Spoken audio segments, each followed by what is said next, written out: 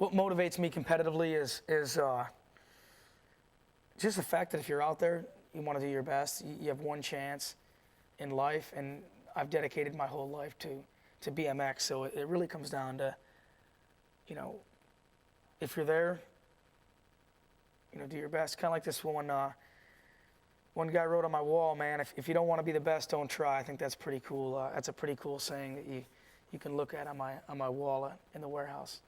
What motivates me at events is just the fact that, there's, a level that I like to place myself at, and it's never above what I think I can achieve. So really, if you're in an event, you got all the best guys, they're riding, you watch, you know what you're capable of. It's really just testing yourself, going out there and just trying to walk away with what would be your best day.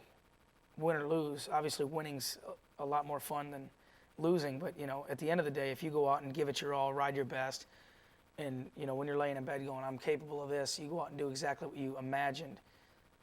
I think that's what kind of keeps me motivated, and the fact that I've been around for a long time, and I've ridden from day one, entering contests at 13. I'm competitive. That's I want to win. I'm there to ride my best, and if there's ever a time when my peers aren't cheering for me, I think that's when I know I'm probably time to think of something else. But right now, I think it's just, as long as I can hang and I can, give it my all, and,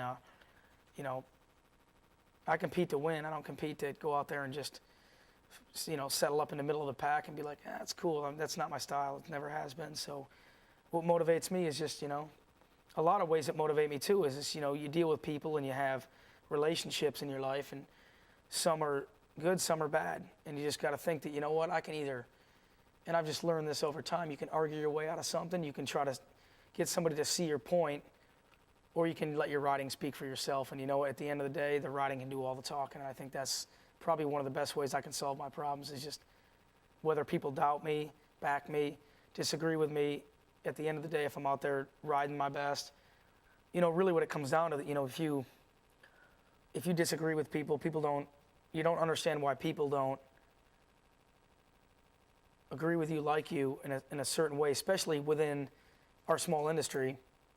What do you think? It's like the best thing I can do is go out and ride my best and win the contest, and that to me answers or fills a lot of voids, or lets the riding talk. And it's like, I don't know, I think that's kind of the way to do it, instead of trying to wiggle your way out of an argument or try to get somebody, man, I wonder why that person doesn't like me or doesn't support me or doesn't agree with what I'm trying to do. I think the best thing in the end is just go out, ride your best, win, instead of being the guy that doesn't prepare for the contest and go out and just flop all over the place. And then what is that?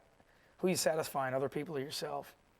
Who really motivates me the most these days, I think, is having awesome friends to ride with is great.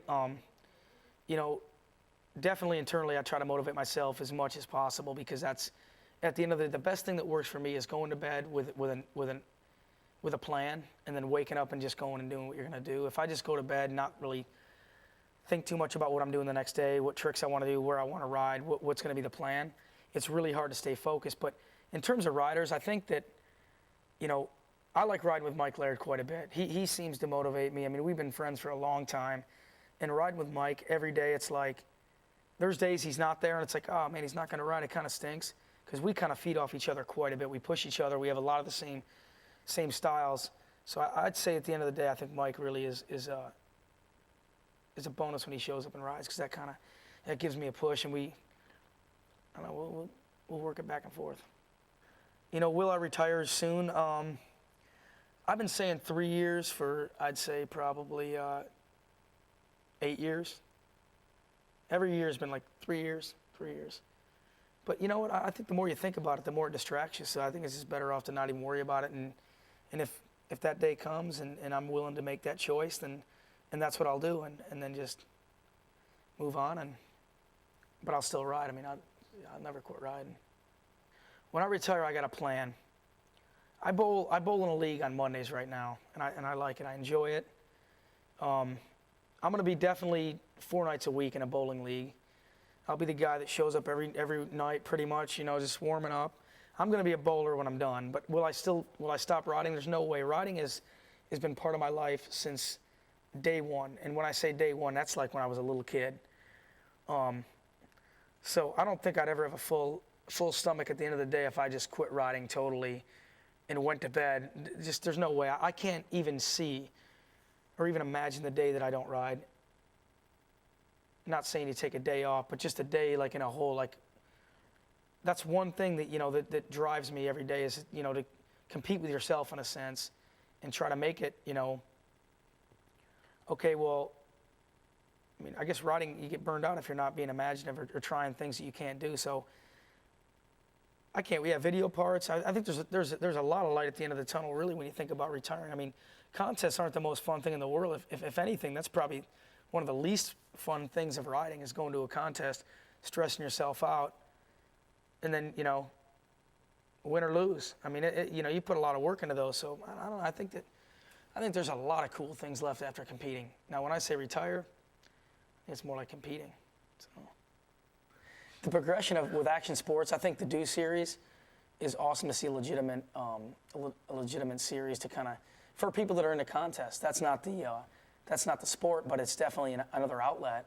I think there's so many contests overseas that guys love to do, and I think it's a cool thing that the Do series X Games are for a certain kind of competitor, and the overseas backyard jams are for a different kind of competitor or a different kind of person or rider.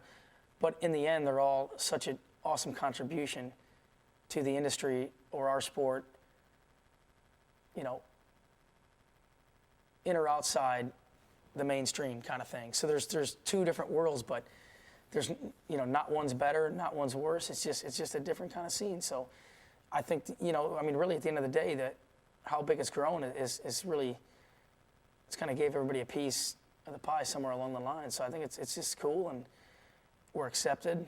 It's pretty cool to have a young kid say that I want to be like this kid, or I want to meet him, or I respect what he does. Or you got, an older person that wouldn't necessarily respect what we do now. It's on TV. So that's just another outlet that gave us kind of a different level of respect. And I think respect is pretty much, it's an important thing in this world.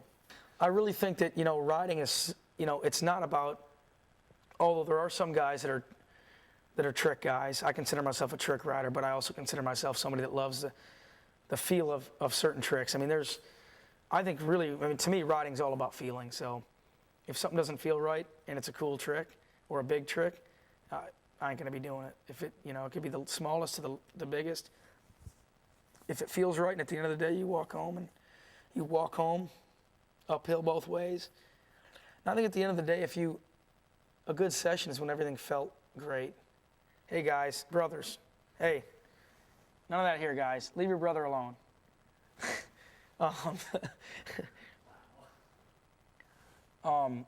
The fact is, in 10 or 20 years, I'm definitely 4 nights a week in the bowling league. A lot of road bike riding, raising kids. Maybe, riding the skate park with them. That'd be pretty cool. The people that motivate me and amaze me are people that have had, a different road, nothing easy. Actors are awesome. I think actors are pretty amazing. Mark Wahlberg, I think he's one of my favorite actors. I mean, look where he came from. It's Marky Mark and the Funky Bunch. I mean, it's pretty funny. But look at him now. He's an amazing actor that when you think about what they have to do to make that movie, it's pretty sick. Acting out and being something like, that's changing your whole, who you are or what you are to be somebody else for a role. And I think that's amazing to me.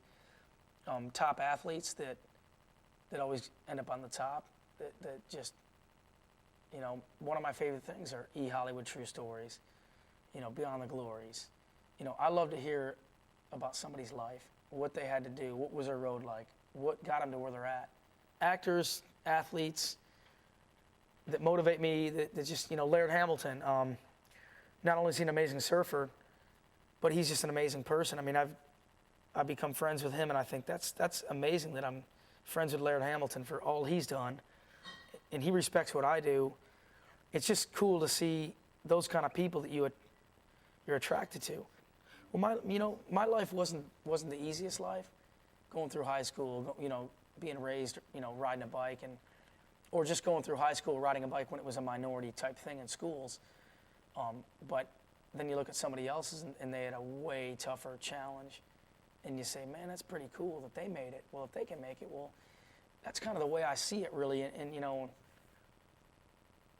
I think it's just it's awesome because there's so many different kinds of people, professionals, and they're the best for one reason: they had heart. And if you ain't got heart, you're not going to make it. And I think heart really is an ingredient that you can't learn, you can't be given. You got to have it and you got to run with it. So traveling is awesome. Traveling's a nuisance. Traveling's everything you want it to be. Really, it's what you want to make of it. There's times when you're traveling, you wish you were home, but there's times when you're home, you really wish you were on the road. So, cars, I love cars. I've definitely slacked off on cars because no matter what, cars are the raddest thing in the world, but they're the worst investment ever, no matter what. You will never make money on a car unless you're real lucky.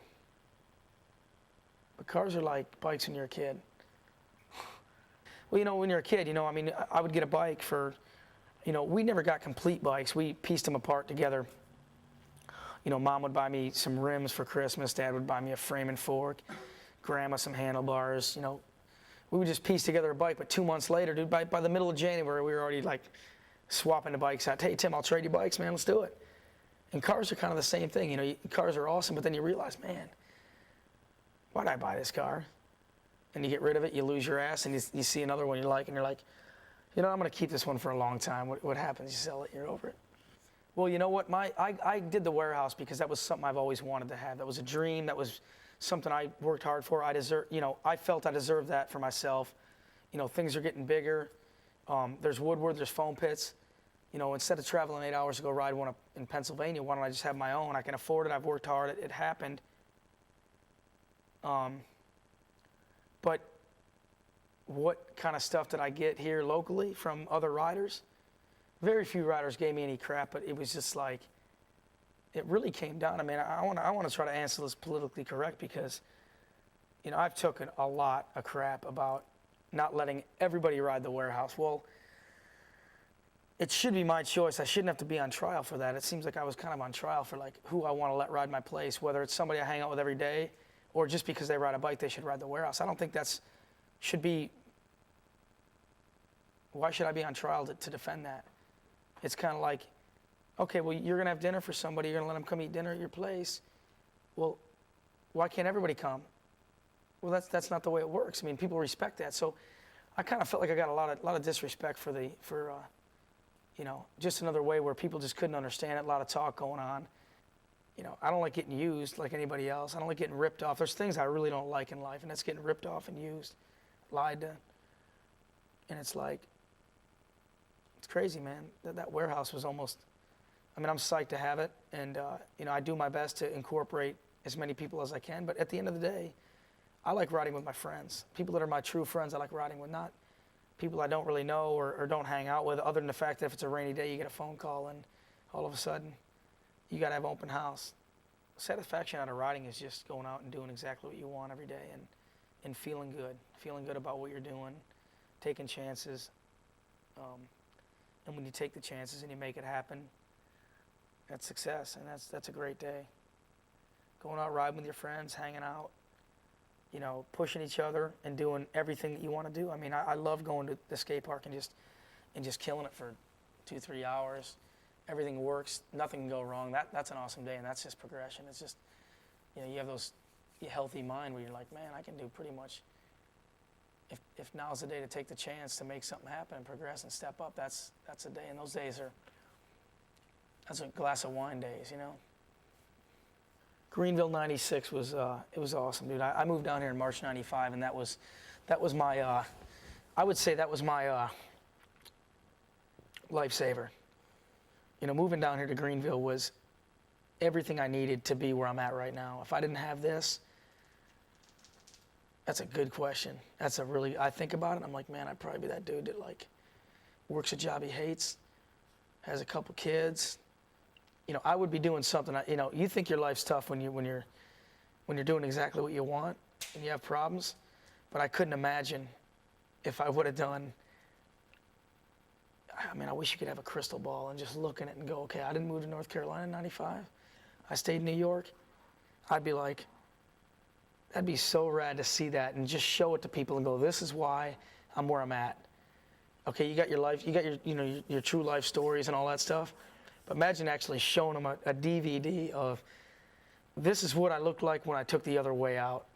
I took the easy way out in a sense. I quit working hard. I quit doing what I want to do. I quit believing. I just took the, you know, I'm going to do something different. And Greenville 95 moving down here was pretty sick. And, you know, it was kind of one of those where, you know, it was just locals, Mancuso, Steve Nowak. My brother was here. A lot of locals. We had a really, really tight, at that point it was a really tight crew. Everybody met out to the park at a certain hour. Sessions were awesome. And then all the big fish moved into Greenville and just suffocated it. And now it's, in most cases, it's pretty darn cool. I mean, there still is just more politics. Greenville, man, Greenville's definitely the hub of top contest BMX riders. People hear about Greenville, they know about it. People come visit. You know, I mean,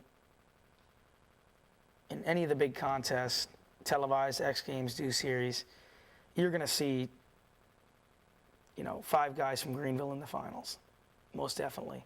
So imagine the skate park. Imagine JC Park on a nice, sunny, warm day, and everybody's out there. You got a pretty good session there.